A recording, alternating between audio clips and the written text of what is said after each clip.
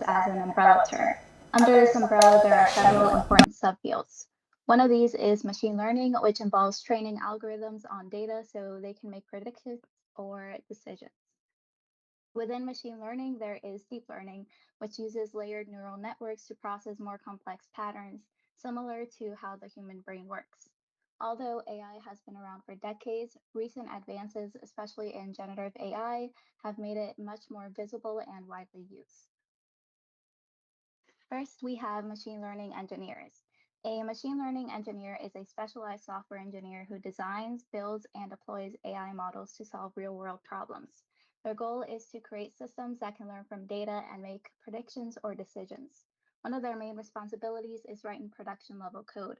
This means developing clean, efficient, and maintainable software that can run reliably in real world environments. They also implement machine learning models such as regression models, decision trees, and neural networks, depending on the problem that they are trying to solve. Another important part of their role is managing data pipelines. This involves collecting, processing, and organizing large amounts of data. What makes this role unique is that it combines software engineering with data science. A machine learning engineer builds software that supports machine learning applications, similar to how software engineers develop products. However, their work also involves data science. While data scientists focus more on analyzing data and building models, machine learning engineers focus on actually putting those models into production so they can actually be used. Some real-world applications of this role include building recommendation systems like those used by streaming platforms, detecting fraud in financial transactions, and developing AI-powered chatbots. Overall, machine learning engineers play a key role in turning AI ideas into real usable systems. Next, we have data scientists. Data scientists are analytical experts who combine programming, statistics, and domain knowledge to turn raw data into actionable insights and predictive models. They combine programming, statistics, and domain knowledge to turn raw data into useful insights. A big part of their job is collecting and cleaning data, which is often called data wrangling. This step is important because the quality of the data directly affects the results. They then analyze the data to find patterns and trends and build models that can predict future outcomes, such as customer behavior or sales. Data scientists also create visuals like charts and dashboards to clearly communicate their findings to others in the organization. A good example of data science in everyday life is personalized recommendations. For example, when streaming platforms suggest shows or movies, those recommendations are based on models built by data scientists. Overall, data scientists play a key role in helping companies understand data and make informed decisions. Next, we have natural language processing or NLP engineers.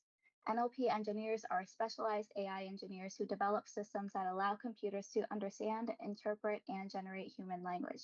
This includes both text and speech. Their main responsibility is building and training models that can process language. These models are used in applications like chatbots, voice assistants, and translation systems. They also work with large amounts of unstructured text data. This means that they need to clean and convert language data into a format that machines can understand. Another important part of their role is improving model performance, making systems more accurate and efficient when understanding or generating language. When you ask a voice assistant like Alexa a question, or when your phone autocorrects or suggests text, NLP is being used behind the scenes. Search engines also rely on NLP. When you type something like best restaurants near me, the system understands your intent and returns relevant results. Overall, NLP engineers play a key role in making communication between humans and computers more natural and efficient. Next, we have robotics engineers. Robotics engineers design, build, and maintain robots and automated systems. They are responsible for developing robotic systems, writing software that controls how robots move and interact with their environment, and testing those systems to make sure they work correctly. Many robotics engineers also work with sensors such as cameras, which allow robots to understand and navigate their surroundings. Robotics engineers work in a variety of industries, including manufacturing, healthcare, aerospace, and logistics. For example, they might help design surgical robots used in hospitals or automation systems used in warehouses. Overall, robotics engineers play an important role in creating intelligent models that can improve efficiency, safety, and automation in many areas of life. Next, we have computer vision engineers. They develop systems that allow computers to interpret and understand visual data such as images and videos. Their main responsibility is building and training models that can recognize objects, detect patterns, and analyze visual information. These models are used in applications like self driving cars, facial recognition, and medical imaging. They also work on collecting and preparing large data sets since training these systems requires a lot of labeled images or video data. Another key part of their role is optimizing models to make them more accurate and efficient, especially for real-time applications. A simple example of computer vision in everyday life is barcode or QR code scanning, where a system quickly identifies and processes visual information. Overall, they play a key role in helping machines see and understand the world around them. Next, we have AI research scientists. They focus on developing new platforms, models, and systems to advance AI. Instead of applying existing tools, they work on creating new models and improving how AI systems learn and perform. A big part of the role involves research and experimentation. They design and train models, test different approaches, and analyze results to see what works best. They also spend time reading and contributing to academic research, often publishing their findings in conferences or journals. This role typically requires strong skills in programming, especially in Python, along with a deep understanding of mathematics, machine learning, and neural networks. AI research scientists typically require a PhD, and the demand for this role is quickly growing. Overall, AI research scientists play a key role in advancing the future of AI by developing the technologies that other roles build upon. Next, we have AI solutions architects. They are a professional who designs and oversees the implementation of AI systems to solve real world business problems. Their main role is to act as a bridge between technical teams and business stakeholders. They take business goals and translate them into technical solutions using AI. One of their key responsibilities is designing the overall system. This includes selecting the right AI models, tools, and cloud platforms.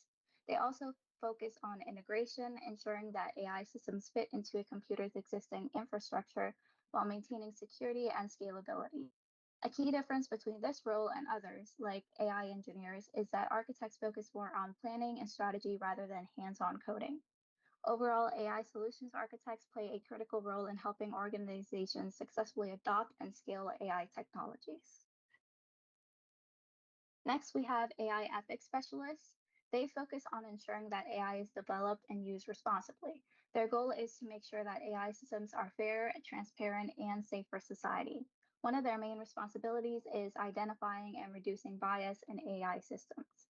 They also work on privacy and data protection, ensuring that AI systems follow regulations and handle user data responsibly. Another important part of their role is improving transparency. This means making sure AI decisions can be understood and explained rather than being seen as a black box. They also help organizations identify risk before problems occur, acting as an early warning system for potential harm. This role often combines technical knowledge with fields like philosophy or law. Overall, they play a critical role in making sure AI benefits society while minimizing harm. Next, we have generative AI engineers. They design and build systems that can create new content. Unlike traditional AI roles that focus on analyzing or predicting data, generative AI focuses on creating entirely new outputs. The engineers work with advanced models like large language models and transformer-based systems, which are trained on massive data sets. One of their key responsibilities is fine-tuning these models and improving their performance for specific tasks such as chatbots or content generation. They also integrate these models into real-world applications, making them usable in products and services. A big part of their work also involves prompt engineering. A good example of generative AI is ChatGPT, which can generate human-like text based on user prompts. Overall, this role is important because it represents a shift from AI that analyzes data to AI that can actually create new content. Finally, prompt engineering is often misunderstood. Prompt engineering isn't always a traditional role, it's more of a skill. It involves writing and structuring inputs in a way that helps AI models produce accurate and useful outputs. In simple terms, it's about knowing how to talk to AI effectively. This is especially important for tools like ChatGPT or other large language models where the quality of the output depends heavily on how the prompt is written. Some people do work specifically as prompt engineers at companies that actively post job listings with that title. However, in many cases, prompt engineering is also included as a skill within other roles, such as developers or data scientists. Because of this, there's still a debate about prompt engineering, whether it's going to remain a long-term career or become a general skill that most people will need. As AI continues to grow, many believe that knowing how to use these tools effectively will become an essential skill across many industries. So, overall, prompt engineering shows how AI is changing the skills that people need in the future. The growth of AI is having a major impact on the job market. A report estimates that AI could replace up to 300 million full time jobs globally. However, this doesn't necessarily mean fewer jobs overall. It also creates new opportunities and increases productivity. In fact, AI related job growth has been rising quickly. Companies are actively investing in AI and looking for people with with these skills, which is seen in the significant increase in AI related job postings in the US. AI itself is both old and new. Its core ideas have existed since the 1950s, but it has continuously evolved over time. Generative AI has become widely popular in 2022 with tools like ChatGPT. Since then, interest has grown rapidly among businesses, workers, and governments, raising important questions about how AI will shape the future of work. Ultimately, AI affects work in two main ways. It can do tasks that people typically do, replacing certain roles, or it can help people become more efficient and productive. However, there is also cause for concern. As the article shown on the slide suggests, tech layoffs have increased in recent years, while AI-related jobs continue to grow. So while AI may change the job landscape, it is also creating new careers and opportunities, especially for those with the skills to work alongside it. And that's it. Are there any questions?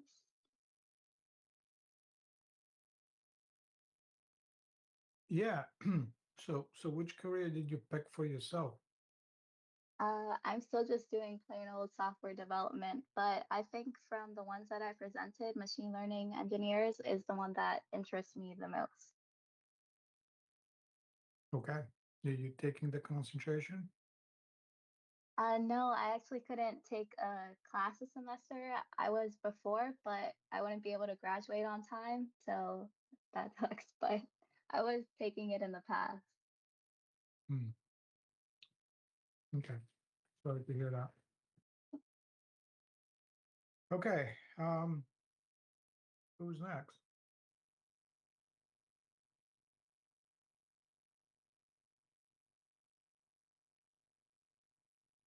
Have Jevon and Jacob. Yeah, but I can go if he's All not right. ready.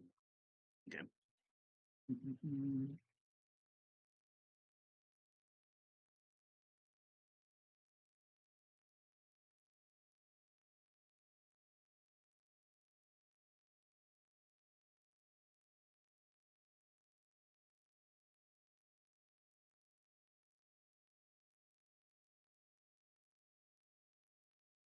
Mhm. Mhm.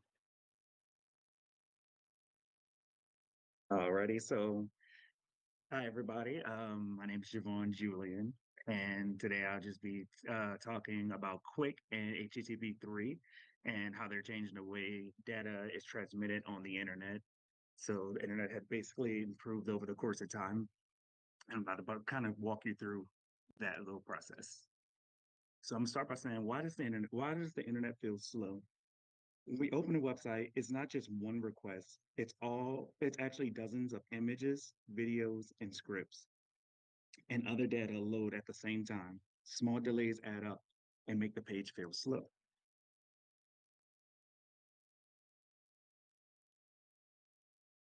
Here's the TCP overview is it's reliable and ensures that data arrives in order. However, it requires multiple handshakes and suffers from head of line blocking, where one delay stops everything else.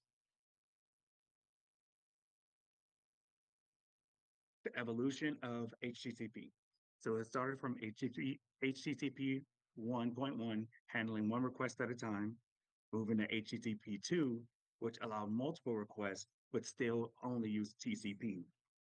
The newest one that we're working with is HTTP 3, which is now using Quick instead. What exactly is HTTP 3? It's the latest version of HTTP. It runs on Quick and includes built-in encryptions for faster and efficient communications. So instead of that two-step handshake, actually, matter of fact, I think I have that in my next slide anyway. No, I thought I had in my next slide. So instead of using the TLS handshake itself, it's actually built inside of Quick. It's built in, so it makes for a faster connection, which you'll see later.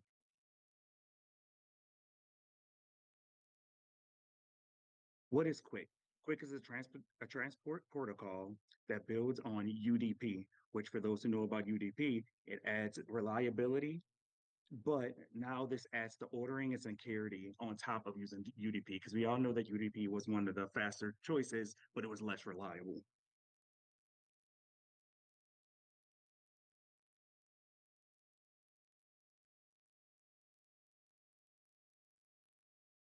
TCP requires multiple handshakes before sending data.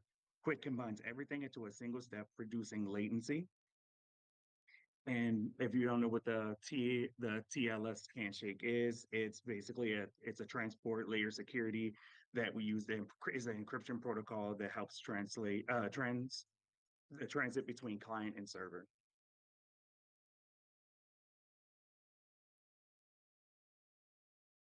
Quick allows multiple independent streams.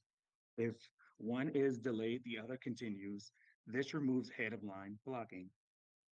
So now you're able to send packages instead of waiting for all of them to be sent. Now you can send the ones that are ready to be sent. So this makes the internet feels a little bit smoother itself overall. How Quick deals with congestion control. Quick controls how fast data is sent.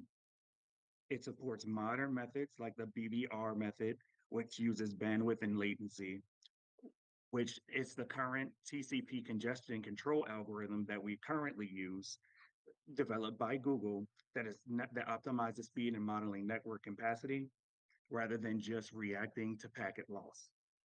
So we're basically taking it TCP and UDP and almost combining them together with Quick. Quick has a faster setup, built-in encryption, and independent stream compared to TCP.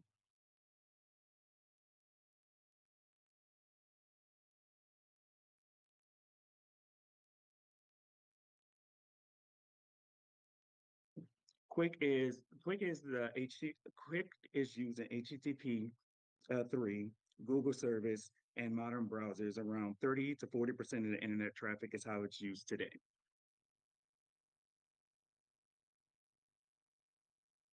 Quick is still being studied and especially improving performance and reducing latency.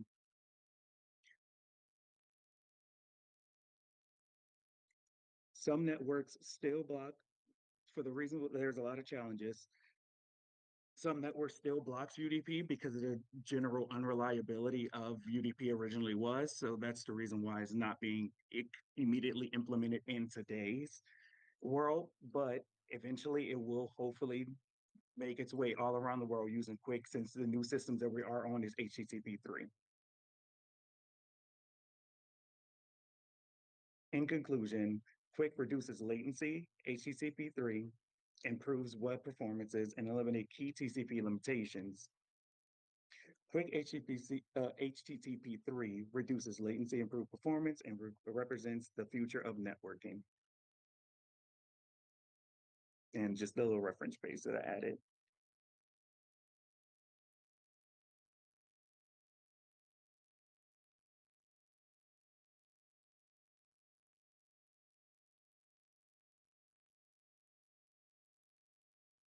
All right. Is that it?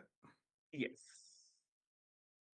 All right. It's a bit on the short end, and it'd be nice to have some technical details to sort of understand why is it happening. I mean, why is it, what parts of the design are leading to these benefits? Other actual parts of the design is leading to the benefits of Quick itself. It's still recently being done overall. not implemented 100%. The only reason why it's just current, and it's one of the more current topics because how fast it does operate, but it's really, really hard to implement for everybody. But it's mostly good for like Netflix, Google, it's like YouTube streaming as far as it goes so far. That's the only real reason that they're trying to implement it everywhere, but it's just kind of hard to get everybody to transfer over to it because it's a process, a working in process. Well, the goal here is to reduce latency. And so this is why Google is interested in this. So for Google, everything has to, users of Google have to feel like everything is instantaneous. And so the networks have changed. So the sort of the narrative is that, the networks have changed in terms of bandwidth, um, and in terms of use, right? So when this was, when TCP was implemented, talking about the early 80s, right? And so what TCP did was, it saved the internet. It would have collapsed. The congestion control mechanism, whatever its flaws, without it, the internet will collapse in minutes. So, yeah, introducing new standards is difficult. That's the other kind of takeaway, or kind of, confirmation of an old truth. Okay. Do we have Jacob here?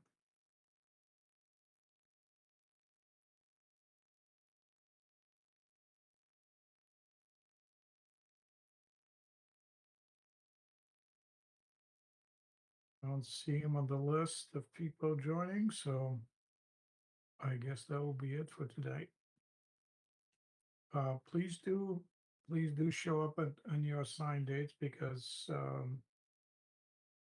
otherwise there will be a problem at the end of the semester, which is not that far.